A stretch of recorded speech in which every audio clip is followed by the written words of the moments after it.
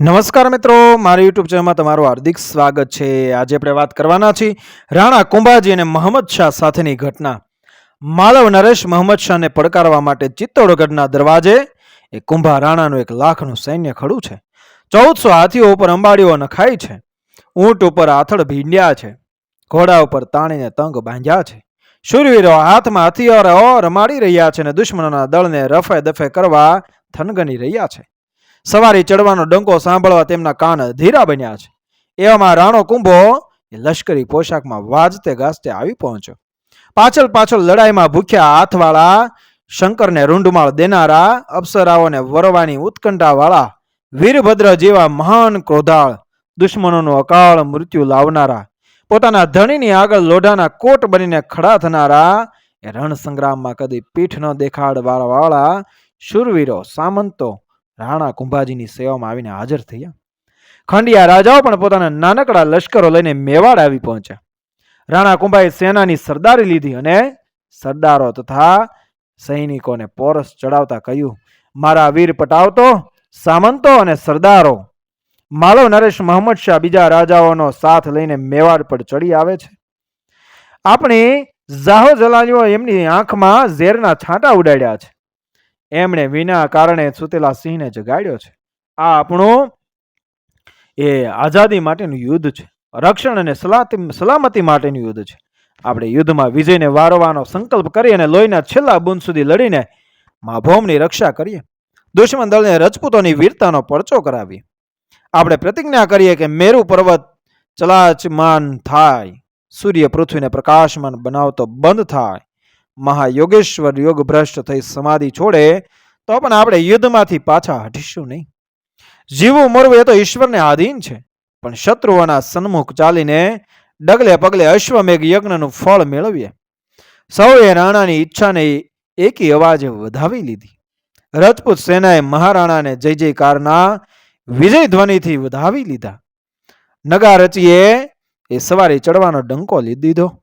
ગોલમદારોએ પોતાની રેંકડાવાળા તોપોને સિંદૂર ચડાવ્યું। મેવાડની ચતુરંગી સેનાના હાથમાં તરવાર્યું, ભાલા, બરછી, બાણ, જંબુરા, છત્રનાળો શોભી રહ્યા છે। ઘોડેસવાર સરદારોના હાથમાં ઢાલ તલવાર ને ઊંટ સવારોના હાથમાં સાંગો શોભી રહી છે। નગારા ઉપર ઘોંસાઓ અને સિંઘોડા રાગની ગર્જના થવા લાગી। જયનાદો સાથે દળ વાદળ જેવું કુંભા રાણાનું લશ્કર જયનાદો કરતું ઉપડ્યું। જાણે ઇન્દ્રની ફોજ ચડી। શેષનાગનું માથું હલમલવા લાગ્યું। વરાહની દાઢ કળમળવા લાગી। કુળ પર્વતો ડગવા લાગ્યા। શૌર્યને પણ સંભ્રમ થયો। દળમજલ કરતું રાણા કુંભાજીનું એ સૈન્ય મેવાડની સરહદે આવી ગયું। અહીં લડાઈ માટે ડુંગરાની ગાળીઓ પસંદ કરી દીધી। ગુપ્તચરો દુશ્મન સૈન્યની હિલચાલ શોધવા નીકળી પડ્યા। રજપૂત સૈન્ય લડાઈ ખેલવાના વ્યૂહાત્મક સ્થાનો નક્કી કરવા માંડ્યા। ત્યાં ગુપ્તચરો માહિતી લાવ્યા કે મોહમ્મદ શાહ મુસલમાન રાજાઓની સેનાઓનો સાથ લઈને મેવાડને ગમરોળવા માટે મોટા ઉપાડે આવી રહ્યો છે। મોટું ગંજાવર સૈન્ય સમુદ્રના મોજાની જેમ મેવાડના માર્ગે ઘસમસતું આવે છે।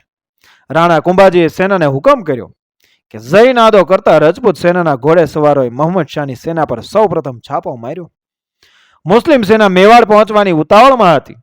રસ્તા વચ્ચે અણુધારી લડાઈ આપવી પડશે એવી તો કોઈને કલ્પના સરખી પણ તેમને નહોતી। દરિયામાં જેમ પાણીના લોઢ ઉછળે એમ રાણા કુંભાજી અને મોહમ્મદ શાહની ફોજો એ સામસામી ટકરાણી। તરવારોની બટાજોટી બોલી। વીર હાંકો થવા લાગી। રાણા કુંભાજીના શૂરવીરો પોતાના અશ્વને લઈને મોહમ્મદ શાહની સેનામાં ઊંડે સુધી ઉતરી ગયા।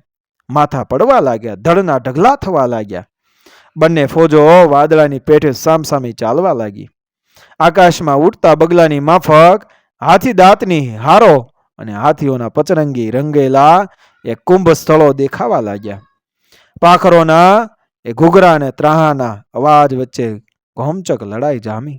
બંને સૈન્યના શૂરવીરોના અંગના કટકા થઈને ઉડવા લાગ્યા। માંસાહારી પક્ષીઓ આનંદથી ટહુકા કરવા લાગ્યા। લોહીની નદીઓ વહેવા લાગી। માંસનો કીચડ થયો। 3 દિવસના તુમુલ યુદ્ધમાં રજપૂત સેનાના હાથીઓએ સારું કામ આપ્યું। મોહમ્મદ શાહની સેના વેર વિખેર થવા લાગી।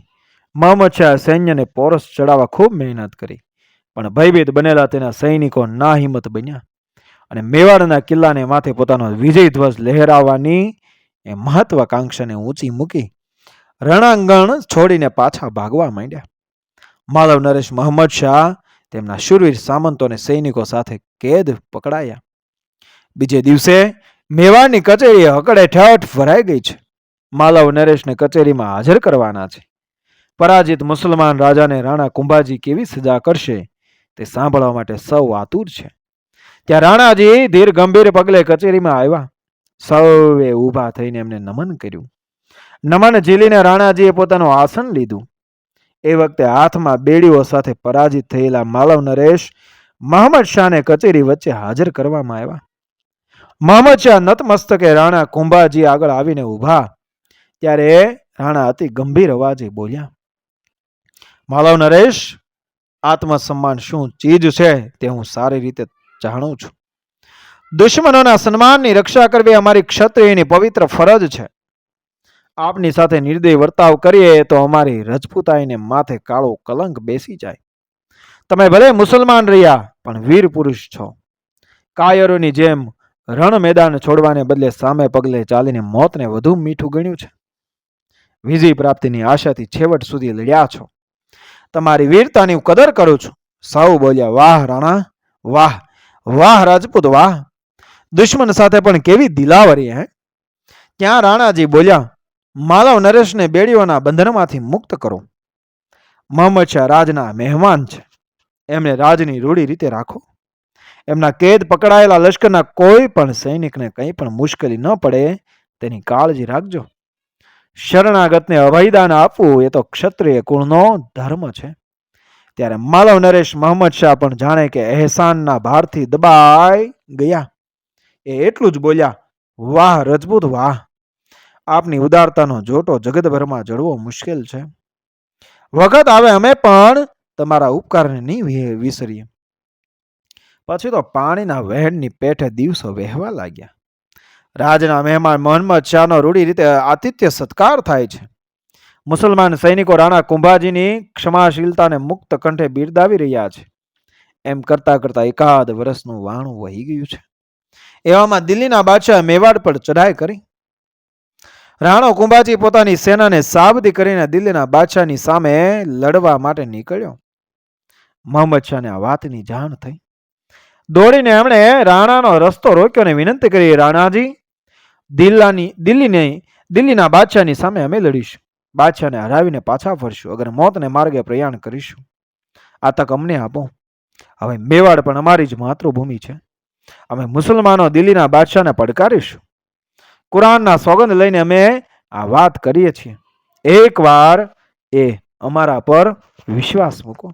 આપણી બે સેનાને સાથે સાબદી કરીએ. રાણા કુંભાજીએ વાત સ્વીકારી લીધી. માલવ નરેશ મહંમદ શાહ અને રાણા કુંભાજીની સેનાએ સાથે મળીને દિલ્હીના બાદશાહની સેનાને પડકારી. દિલ્હી નરેશે મહંમદ શાહને ગુપ્તચરો મારફતે મોટી જાગીરો આપવાની લાલચ બતાવી. તેની તરફ જવા જણાવ્યું. મહંમદ શાહે લાલચોને ઠોકરે મારીને રાણાજી તરફ વફાદારી બતાવી. એ પછી ભયંકર યુદ્ધ ખેલાયું. દિલ્હીના બાદશાહની સેના પરાજય પામીને વેર વિખેર થઈ ગઈ. રાણા કુંભાજી મહંમદ શાહની સાથે વિજયની વરમાળા પહેરીને એ મેવાડમાં એ પાછા ફર્યા. મહંમદ શાહની વફાદારી અને નિષ્ઠાથી રાણા કુંભાજી ખૂબ પ્રસન્ન થયા. આવા સાહસિક વીર પુરુષને પોતાને ત્યાં કેદી તરીકે રાખવા એ તેમનું અપમાન કરવા બરાબર છે. એમ વિચારીને રાણાએ મેવાડમાં મોટો ઉત્સવ ઉજવવાની એ જાહેરાત કરી. ઉત્સવનો દિવસ આવી ગયો. ઢોલ નગારાને ત્રાહા વાગવા લાગ્યા. નગરજનો નવા નવા વસ્ત્રો પહેરીને આનંદથી ફરવા લાગ્યા. ઠાઠ માઠથી કચેરી ભરાઈ છે. રાણા કુંભાજીએ પોતાની બાજુમાં માલવ નરેશ મહંમદ શાહને આસન આપ્યું છે. થોડી વારમાં રાણો કુંભાજી ઊભા થયા ને મહંમદ શાહની સાહસિકતા અને વીરતાના વખાણ કરતા બોલ્યા, વાલા પ્રજાજનો, માલવ નરેશ હવે આપણા રાજના કેદી નથી પણ આપણા દોસ્ત બને છે. આવા વીર પુરુષને અહીં કેદ રાખીને એમની ગાદી બીજાને આપવી એ ઉચિત નથી. આજથી હું એમને મુક્ત જાહેર કરીને એ માળવાની ગાદી પાછી સોંપું છું. આ સાંભળતા જ પ્રજાજનો રાણા કુંભાજીના ઉદારતાના વખાણ કરવા લાગ્યા. ત્યાં બે ચોપદારો સોનાના થાળમાં ભેટ સોગાદની કિંમતી વસ્તુઓ લઈને હાજર થયા.